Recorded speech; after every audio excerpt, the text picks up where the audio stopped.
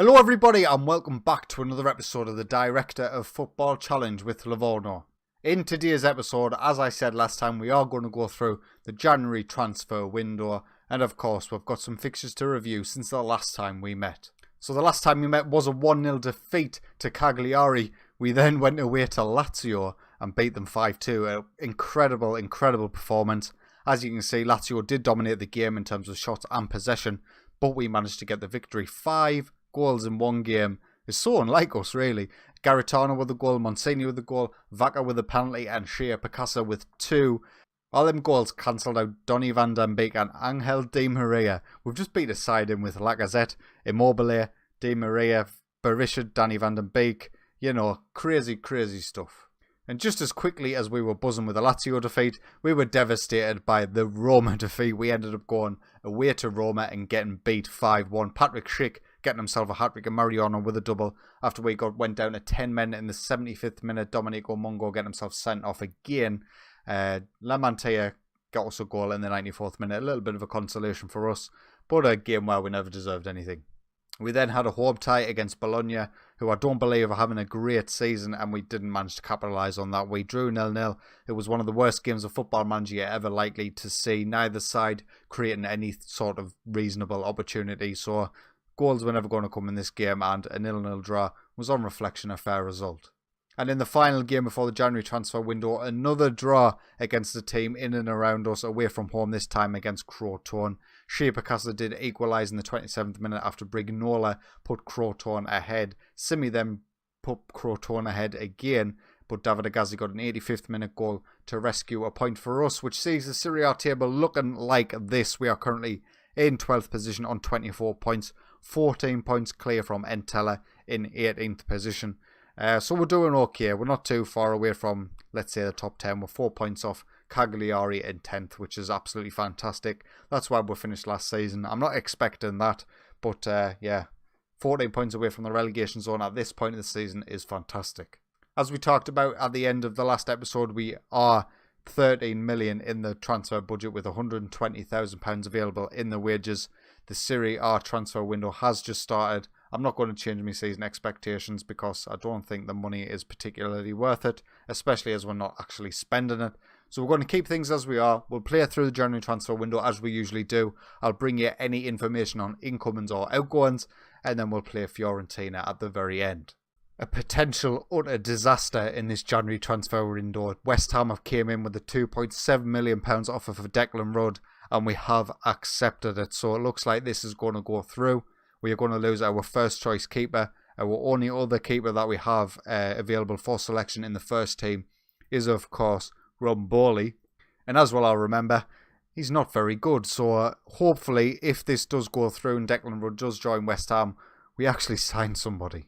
Well, our director of football is pulling his usual trick of only going for players who are coming towards the end of contract. David from Las Palmas will offer the contract to a 31-year-old centre-back who, to be fair, he might be one of the best centre-backs at the club if he did join, but I'm not too excited at them physicals, really. His pace and acceleration is dire, so that'll have to be something we take into consideration when looking towards a tactic for next season, if he does join and if he is part of the first 11. Matteo Pazzanato has rejected us, another pointless Italian 19-year-old. He actually doesn't look too bad. He's on trial at Bologna. Probably one of the better ones that we've seen compared to the ones we've signed, but he's not joining us. And there we have it. Our first choice keeper has left to join West Ham. He's been pretty good for us, Declan Rudd, this season. He's conceded 21 goals in 15 games, 4 clean sheets, a 7.03. We are definitely going to miss him, and there's no sign of me, director of football, signing another keeper. Now this I wouldn't be too ashamed about. Antonio Adan, we've made an offer for him. We've made an offer of 2.2 million. That could rise. I think it's to 2.6. But one of the major problems is he's on 36 grand a week at Atletico Madrid, so we might struggle to get that signing over the line, but hopefully my director of football pulls his finger out. We've signed somebody who wasn't a free transfer or a loan. Antonio Adan has joined the club. He's on £37,000 a week, which is absolutely huge for our side. Is he an upgrade on Declan Rudd? Definitely. We'll compare the two just now. There we are, Declan Rudd in the blue, Antonio Adan in the green. Mentally, communication, eccentricity, he's got the better. Aerially, he's poor. Distribution, he's poor. Actually, Is this an upgrade? It seems like an upgrade. At least my assistant believes it's an upgrade in terms of just pure attributes. That's how things look. It's definitely an upgrade. You know, Declan Rudd's got slight improvements on handling and kicking and aerial reach and things like that, but mentally destroyed. Physically, not so much better for Adam, but he's decent anyway. And yeah, I'm happy with the sort of replacement we've got. I'm surprised he's on so much money. You know, we've struggled to sign players who we've went in for before because of wages and things like that. So to get Adan in, I'm pleased. I think that's genuinely the first time I have been pleased by a signing. I mean, let's just look at him a second. He's worth 5.25 million now. He's going to be our highest paid player at the club. He hasn't been playing for Atletico Madrid pretty much at all, actually. Obviously, former Real Madrid player. So I'm happy to have him at Livorno. Our director of football's at it again. He's went in for Brian Galvan from Cologne at the end of his contract. He's a 20-year-old attacking midfielder from Argentina. He actually looks really, really well-rounded to me. He looks like he could definitely play a part in our first-team squad at the very least. We've obviously got Mayorino, who's our backup attacking midfielder, who I would happily let go if this guy comes in. So yeah, a transfer who hopefully he's got potential. He's not actually scouted, so I'm going to get him scouted now just to see if my scouts believe he's got any potential to grow or not. But I hope so. Well, we're not getting that centre-back on a free transfer at the end of the season. He has agreed to join Real Oviedo over us. I'm not too disappointed by that. I think the state of his physicals are now. By the time he's come here and he's played half a season, his physicals will probably decline even more. So, not too disappointed he hasn't joined. So, the January transfer window is still ongoing, but we do have a match against Fiorentina in Serie A in between. So, I'll get the team set up and we'll play that. It is, of course, Antonio Adan's debut for us after replacing Declan Rudd. This is the team we're going to go with. He will start in goal. Gasparo, Bogdan, Gianelli, Albertazzi in defence. Agazi, Mungo and Vaca in centre midfield. Garitano, Shia Picasa and Monsini leading the line. And we kick off at home against Fiorentina this time. They did beat us in the opening game of the season away from home, obviously. So I hope for a little bit of a better performance today, if not a better result. Zinchenko, great save by Adan to kick off his Livorno career. Another highlight and a corner for Fiorentina. Gianelli clears it, but it's only straight back out to Verdi on the right hand side. He bends the ball in. That goes well wide. Highlight for us this time. Agazi with the corner. Shea Picasa's taken down. Surely that is a penalty. It is, or it's going to VAR. And he says it is a penalty. Who is stepping up for us? Number 4 is Vaca in the centre of midfield. Come on, Vaca, put it in the back of the net, please. And he does so. And he puts Livorno 1-0 up in front. We haven't been in this game at all so far, going by the stats. Fiorentina have had the only opportunity so far in this game, but we take the lead after a penalty. Vaca putting it away. Another highlight, and Gasparo throws it in, gives it straight to Fiorentina, and Divock Origi can come away with it now for them. Zinchenko's in behind. He's in behind. He's in behind. You know, sometimes my brain feels like it's just shutting off when I'm commentating. It definitely happened there as Fiorentina come forward with Simon Verdi's offside. Gasparo's picked up a knock at right back. That is a big problem. We're going to get Tino Parisi on for him. Hopefully that doesn't see Gasparo out for too long. He is one of our best players in the first 11, particularly outfield. Monsini is brought down by Pizzella dirtily there, and that's the second yellow card. And Fiorentina are down at 10 men. I'll take that all day. And the free kick is going to be a highlight. Mungo takes it and he hits the woodwork. Bogdan can't get it on target after following up. Zinchenko manages to get it clear, and I would imagine this is going to be an end of highlight. And it is. But there is another highlight before half-time though. Mungo on the edge. Plays it to Vaca, who takes the strike. And Vaca gets his second goal of the game. His 5th of the season. And we are making Fiorentina look like right mugs now. Down to 10 men, obviously. So we're going to have that advantage for the rest of the game. But Vaca, he's doing some brilliant stuff, playing that advanced playmaker role in the centre. Great finish, great goal. 2-0. And that is going to be half-time. Look at them stats. We do not deserve to be 2-0 up. But I'm not complaining. We'll find it happening. We seem to play better against teams who are sort of, not the top teams, not like Juventus and stuff, but, you know, sort of Europa League teams. We seem to perform quite well against them with this tactic. Whereas we struggle to break down some of the lesser sides of the league. Might be something to think about in terms of making adjustments in the future. But we'll continue with this match as Origi comes forward. Zinchenko's in the box. Albertazzi manages to get it clear. Let's play it back in. Please get rid. Zinchenko back to Kaisari. Takes a strike on. He hits the post. That was That was a wicked curve on that. Another highlight now, Antonio Adam with the ball all the way back in our box. And hopefully we can build something here and not just give it away. Bogdan tries to play through Shea because Monsini's through after a terrible pass back. But he cannot make the chance count and we end up hitting the post. 20 minutes to go in this match now. I think I'll make some changes. Janelli can come off for Alberto Lisci.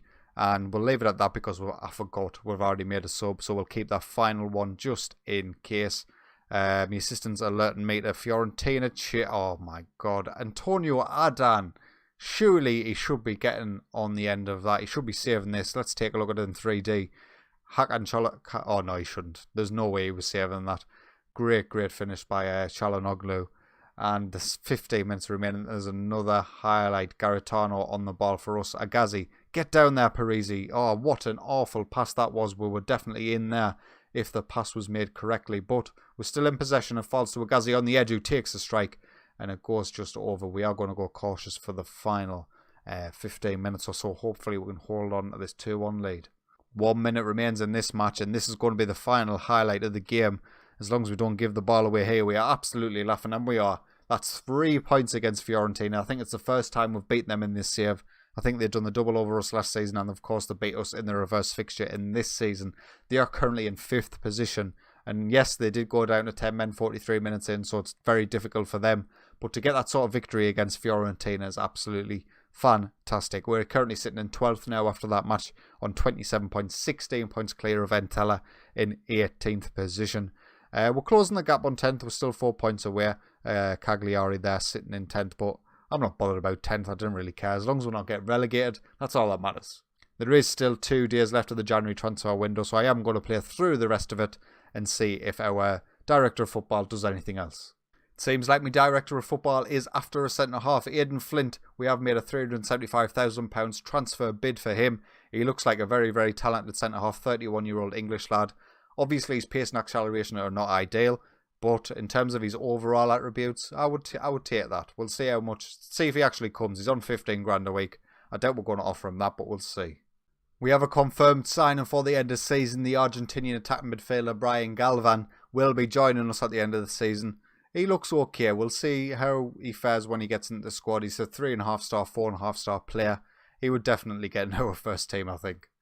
We've made another offer for another player at the end of the season. Simone Miseroli from Spal. He's 34 years old now. He does look very good technically and mentally, but physically he's definitely on the decline. I'm not too sure about this one, but here, a signing's a signing.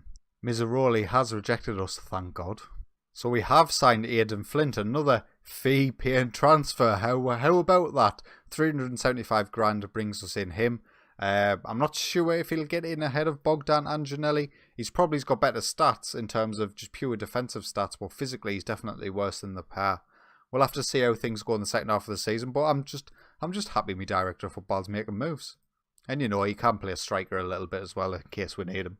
And that's the end of the transfer window for January. Only 2 signings that we've really made in terms of this one. Antonio Adan coming in for pretty much the same price as what we got for Declan Rudd. So I'm relatively pleased with that swap. I was really disappointed when we actually accepted the bid. I was thinking my director of football was going to leave me high and dry. But he has made the signing, so I'm pleased with that. And then we've got Aidan Flint coming in as well to bolster the ranks in defence. In terms of looking forward to the next episode, you know, we are going to fly through the second half of the season like we did in the last time because we haven't got too much to play for. I think we'll maybe come back for Genoa game at home, a chance to maybe get a win on the board. Then maybe Torino after that, then the end of the season after that. Anyway, if you have enjoyed today's video, please consider leaving a like, and if you're enjoying my content, get yourself subscribed. But until next time, take it easy.